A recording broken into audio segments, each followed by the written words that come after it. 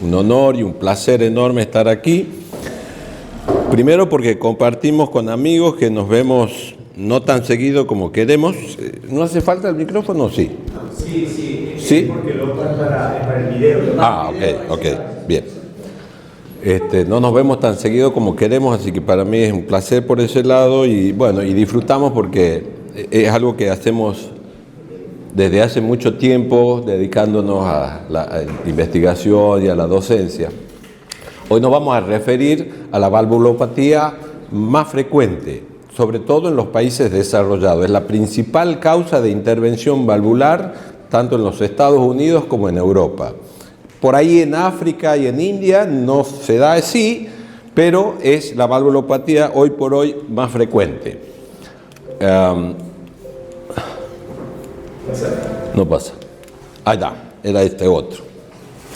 Un poco para que entremos en tema, es una valvulopatía con mucha prevalencia, fíjense, de 3 a 5%. Ya vamos a ver que en mayores de 75 años esta prevalencia va aumentando y muchos de estos pacientes llegan a la valvulopatía en estado severo y están completamente asintomáticos, muchos de estos pacientes. Las principales causas son las que están viendo acá, cálcica o degenerativa, la reumática y las congénitas, en donde la bicúspide es la más común.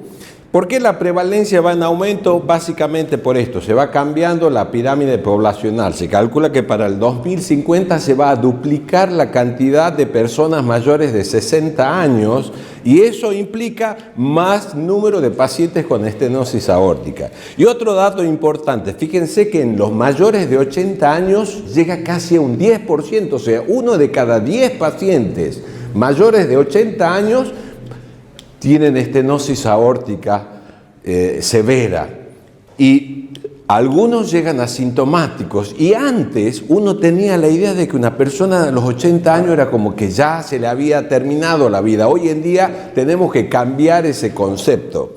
Las personas viven muchos años y vamos a tener más de un paciente que tenga alrededor de 80 años que va a tener una estenosis aórtica severa y hoy sí podemos hacer mucho por estos pacientes. Tip para los que hacen imágenes. Si veo una estenosis aórtica significativa en un paciente menor de 30 años, tengo que pensar que es congénita. Entre los 30 y 60 años es probable que sea una congénita que sea calcificado o reumática. Y en el mayor de 70 años es la degenerativa o cálcica, que es la principal causa de estenosis aórtica. Sabemos que es una enfermedad progresiva, es decir, nosotros diagnosticamos una estenosis aórtica hoy que no es severa y en base a la progresión yo puedo estimar más o menos en qué tiempo ese paciente va a llegar a tener una estenosis aórtica severa. Progresa casi 0,1 centímetro cuadrado por año y progresa determinada velocidad anualmente. Recuerden que muchos pacientes van a llegar a tener la estenosis aórtica severa y van a estar asintomáticos. Entonces, el seguimiento es importante. El primer concepto que tenemos que tener hoy en día, a diferencia de lo que pensábamos antes, es que la estenosis aórtica no es solamente un problema de la válvula. Estos pacientes cuando llegan al diagnóstico tienen hipertrofia ventricular, tienen disminución de la función longitudinal del ventrículo izquierdo, es decir, disminución del strain, tienen cierto grado de fibrosis, hipertrofia ventricular, disfunción diastólica, es decir, no es solamente un problema de la válvula. Por eso es que hay autores que hacen estadiaje de la estenosis aórtica de acuerdo a la afección de estos distintos aspectos que les acabo de mencionar. Antes, hace una década atrás, esto era lo que hacíamos. Esto es la guía de hace 10 años atrás. El eco mostraba que la estenosis aórtica era severa, si el paciente tenía más de 40 años se le hacía un cateterismo y de ahí iba a cirugía. Bueno, esto ya no es así. Este paciente necesita hoy en día un enfoque multimodal. Cuando recién decía Rocho de la ecocardiografía, ya no es suficiente la ecocardiografía para terminar de evaluar a estos pacientes. Necesitamos saber cómo está la válvula, cómo está el score de calcio, cómo está la raíz de aorta, cómo está la presencia o no de fibrosis del ventrículo izquierdo y eso nos da el enfoque multimodal. Esto es lo que les decía creado por Pivarot, en donde la estenosis aórtica, a medida que va afectando distintos aspectos, como por ejemplo el desarrollo de hipertrofia, el crecimiento de la aurícula izquierda con disfunción diastólica, la presencia de insuficiencia tricuspidia con hipertensión pulmonar y la disfunción del ventrículo derecho, generan esta estratificación. A medida que aparecen estas lesiones, la tasa de mortalidad de los pacientes aumenta.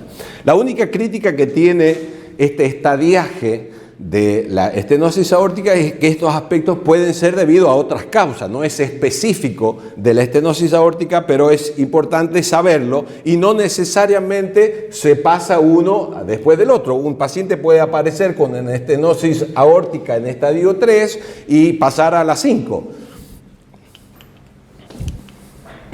Antes, el paciente que tenía 60 años, decíamos, bueno, se tiene que operar, tengo que optar por una prótesis mecánica o por una prótesis biológica.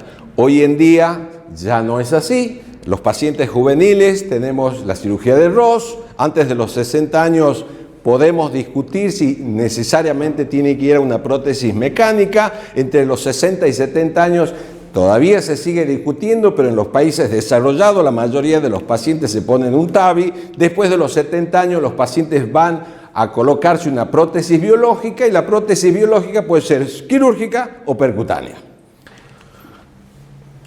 Acá tienen los datos, cuándo voy a preferir colocar un TAVI de acuerdo a las características anatómicas o cuándo se prefiere una cirugía. Si el paciente tiene un alto riesgo quirúrgico, pues hoy en día es necesario correr ese riesgo. Si tiene una anatomía desfavorable, si es bicúspide, bueno, ese paciente tendrá que ir a cirugía porque no es la mejor anatomía para colocar un TAVI. A pesar de que ya hay trabajo de colocación de TAVI en bicúspide, todavía los resultados no son similares a los pacientes que tienen tricúspide. Hoy en día esto me parece lo más importante. Lifetime management, el manejo a largo plazo.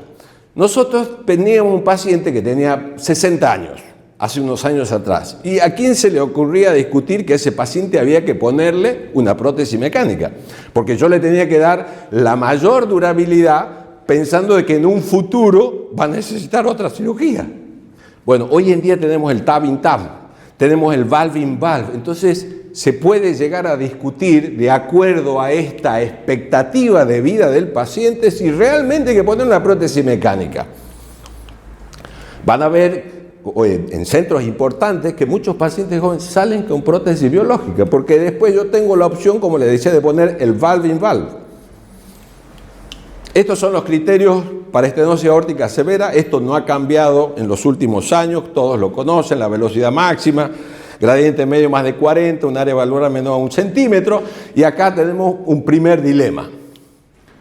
Paciente masculino que está asintomático, tiene una estenosis aórtica severa, pero tengo más de 5 metros, área valvular menos de 1 centímetro cuadrado. ¿Qué opinan ustedes que podemos hacer con este paciente? ¿Se lo interviene o no se lo interviene? Bueno, alguien puede decir sí, ¿no es cierto? Porque tiene una estenosis aórtica severa. Y otro puede decir no, porque está asintomático, puedo esperarlo. Bueno, hoy en día para inclinar la balanza en un sentido u otro tenemos algunos elementos que nos pueden ayudar. Estenosis aórtica severa asintomática, uno de los escenarios que se puede discutir. El test de ejercicio ayuda. El paciente que desarrolla síntomas, que no eleva la presión, puede ser intervenido porque ese paciente está visto que va a desarrollar eventos adversos a corto plazo. ProBNP, signos de insuficiencia cardíaca, un ProBNP elevado me está diciendo que ese paciente también puede desarrollar síntomas a corto plazo. Otra cosa que puede ayudar.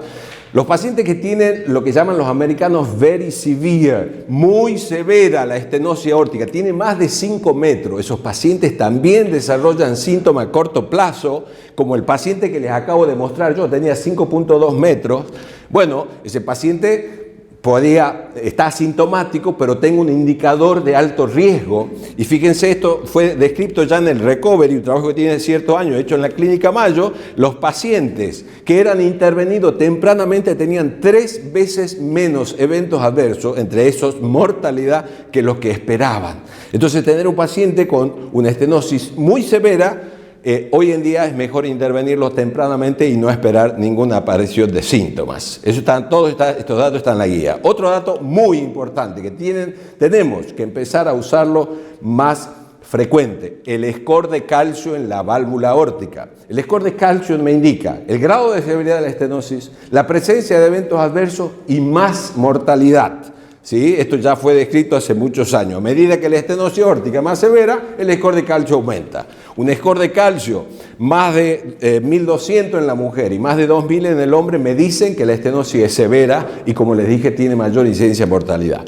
Otro dato, la progresión de la estenosis aórtica. Les dije que normalmente la estenosis aórtica es progresiva y que disminuye 0,1 centímetro cuadrado de área por año. Bueno, hay pacientes que lo hacen más rápido, que aumentan la velocidad más rápido. Si uno en un seguimiento en 6 meses vemos que la velocidad aumentó más de 0,5 metros segundo, ese paciente también tiene que tener más eventos adversos, ¿sí? Otro elemento que puede ayudar es el grado de hipertrofia, y de aquí vamos a hacer un paréntesis que lo vamos a ver más adelante. Una hipertrofia desmedida también es un signo de mal pronóstico en un paciente que tiene estenosis aórtica severa. Lo mismo, hay algunos locos, digo yo, que le hicieron ecoestrés a los pacientes con estenosis aórtica severa y vieron que un gradiente mayor de 20 en el medio o mayor de 18 para el grupo de Lancelotti me estaba indicando que estos pacientes también desarrollan síntomas a corto plazo y que no tiene sentido esperar. Bueno, esos son algunos de los elementos que tenemos a la mano para ver qué podemos hacer con este paciente. Otro, el strain. A medida que la estenosis se hace más severa, el strain va cayendo, ¿sí? Un strain hoy en día menor de menos 16, ahí les muestro un caso, no hace mucho de un paciente nuestro, fracción de eyección espectacular como pueden ver, pero tiene un strain de menos 10%. Bueno, los que tienen menos de 16% también desarrollan síntomas a corto plazo y por ahí no conviene esperar. El volumen de la aurícula izquierda, más de 50 mililitros metros cuadrados, otro indicador pronóstico, y la disminución de la reserva de flujo coronario o una impedancia válvular arterial alterada. Estos son los elementos que nos pueden ayudar a tomar la decisión qué hacer con un paciente que tiene estenosis aórtica severa, ¿sí? Si uno tiene alguno de estos elementos, ya la balanza puede inclinarse en decir, mira, vamos a hacer una intervención temprana porque esperar no tiene sentido. Ya está demostrado que cuando está esto, el evento adverso aparece a corto plazo. El paciente que tiene estenosis aórtica severa, según las guías, tenemos que ver cómo está el flujo. ¿Cuánto sale? ¿Cuánto es el stroke volume? El volumen latido, lo que expulsa la válvula cada vez que late. Bueno, puede tener un flujo normal, que es lo que vemos a diario, puede tener un bajo flujo, pero porque tiene un bajo gradiente, baja fracción de eyección, o si no puede tener un bajo flujo que se llama paradojal, que llamativamente el ventrículo trabaja bien, tiene un gradiente no, pero tiene una estenosis severa, pero el gradiente es bajo, se llama bajo flujo paradojal, básicamente porque saca poco volumen. Bueno, ¿qué hacemos? Y acá les trajo este que les decía, hipertrofia desmesurada, baja fracción de eyección, piensen en amiloidosis. Es una patología que está subdiagnosticada en los pacientes que tienen estenosis aórtica severa y que tienen una gran hipertrofia y que tienen baja fracción de eyección. Ese es el paciente que me tiene que hacer pensar que tiene una amiloidosis escondida. Algunos trabajos hablan hasta un 15% de incidencia de amiloidosis en el paciente que tiene estenosis aórtica severa. Este algoritmo, yo no sé si lo van a hacer quedar, pero yo creo que les va a servir mucho. Esto le hice armar a la guía. Si yo tengo un paciente que tiene una estenosis con bajo flujo, ¿sí? Ubíquense, el bajo flujo. Si tiene baja fracción de eyección, hay que hacerle un ecoestrés con dobutamina, les va a permitir diferenciar uno u otro estado. Si tiene bajo flujo paradojal, para que se les acabe la incógnita, ¿qué hago con este tipo? Pídanle un score de calcio. Si el score de calcio le da alto, listo, diagnostiqué estenosis aórtica severa, me habilita para que yo haga algo. Si tengo un score de calcio bajo, tranquilo, tiene indicación 2B y además es muy controversial, todavía se sigue discutiendo el bajo flujo paradojal, pero esa es una buena herramienta de manejo, un score de calcio. Esto es lo que dicen las guías últimas, que no les voy a leer porque ustedes la pueden leer tranquilamente. Subaórtica, para Rodo, que quería que muestre algunos casos raros. Este paciente tiene una membrana subaórtica que no se ve frecuentemente, pero que puede, en los que por ahí no están acostumbrados a ver, hacer pensar que hay una estenosis aórtica. Bueno, uno ve la válvula bien y ve la membrana, obviamente una membrana parcial, se manifiesta el flujo, la onda es igual a la de una estenosis aórtica, y este paciente tiene que ser operado y hay que sacar toda, el cirujano debe saber mejor que yo esto, hay que sacar toda la membrana porque se vuelven a hacer. Y este otro paciente tiene una estenosis subaórtica, una miocardiopatía hipertrófica, en donde yo, por la forma que tiene el Doppler espectral, me va a hacer pensar de que tiene una obstructiva dinámica, veo la hipertrofia, veo la válvula que se abre bien. Eso no es un problema valvular, es un problema que está dentro del ventrículo. Este es un paciente que hace poco lo vimos, es un masculino que ya está operado, cirugía de revascularización hace alrededor de 10 años, y ahora está con una estenosis aórtica severa. ¿Qué hacemos con este tipo? Tiene 78 años, ya está operado. ¿Lo vamos a volver a operar? Es riesgoso. Perfecto, bien, creo que no hay muchas dudas. Este es otro caso que también lo podemos discutir, interesante. Paciente que tiene estenosis aórtica severa, está asintomática, pero miren qué tiene. El que hace eco debe saber. Tiene una obstrucción dinámica aparte de la estenosis severa. Ojo al piojo. ¿Cómo se llama? El suicidio del ventrículo, ¿lo han escuchado? Sí. Si yo lo destrabo, esta obstrucción, que ya es severa, puede ser peor. Ojo al piojo. Bueno, interesante, casos para discutir. Y bueno, les muestro un par de casos, pacientes con baja fracción de eyección, que la verdad que hacemos pocos. Ya desde que está el TAVI, no cambia demasiado. Sí cambia el enfoque pronóstico, porque si yo detecto que ese paciente tiene reserva contráctil, sé que le va a ir mejor, pero hoy en día vos ves esto, no sé, que tenemos un índice B1, B2 que me da para severa, y ese paciente va directamente a TAVI y no se discute mucho. Fíjense, con 10 gamma de dobutamina, como un gradiente de 35 se fue a 42. Este otro paciente que no solamente hay que ver el gradiente, sino también la sistólica pulmonar. Fíjense, una sistólica pulmonar de 46 que se fue a 70 y pico, se hizo severa. Otro caso de ecoestrés con dobutamina.